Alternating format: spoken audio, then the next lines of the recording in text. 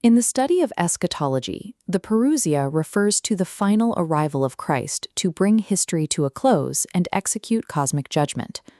However, the New Testament presents an acute tension regarding this event.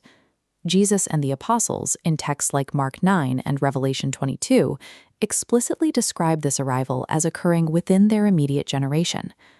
Mapping these first-century expectations against the reality of the present day reveals a gap of nearly 2 millennia. The prophesied culmination has yet to occur. This delay initiates a severe hermeneutical crisis. It has led skeptics to dismiss the reliability of the text and forced theologians to construct complex models to explain why the promised end never arrived. Resolving this 2,000-year delay requires a systematic evaluation of competing frameworks and a rigorous redefinition of the ancient Jewish concept of the kingdom of God. Ultimately, this chronological tension serves as a rigorous audit of the New Testament's internal logical consistency. We can evaluate these different models using a hermeneutical matrix to track how each system adjusts textual authority and timelines. The first node represents the failed prophecy view.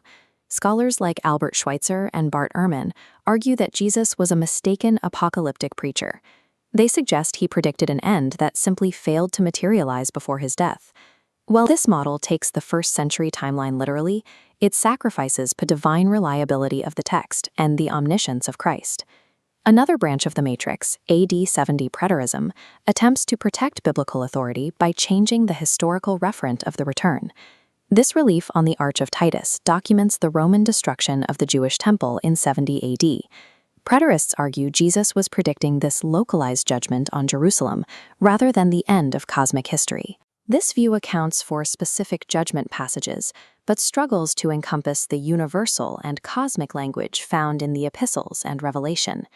Classifying the parousia as a localized historical footnote fails to satisfy the full eschatological weight of the New Testament.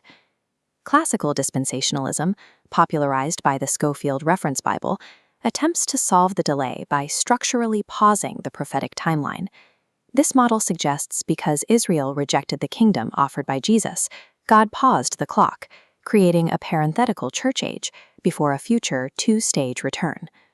The conditional prophecy view offers a similar alternative, suggesting the first-century offer was genuine, but remains suspended based on human repentance. Examining these models reveals a shared category error. Both groups operate from the same foundational misconception about the nature of the kingdom.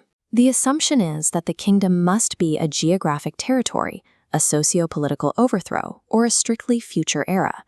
Shattering these constraints reveals the kingdom as a field of active, sovereign rule. Redefining the kingdom as the active reign of God over creation shifts the focus away from future dates and physical maps, transforming the problem of delay into a present reality. George Eldon Ladd's framework of inaugurated eschatology defines the kingdom as God's dynamic, kingly power in action.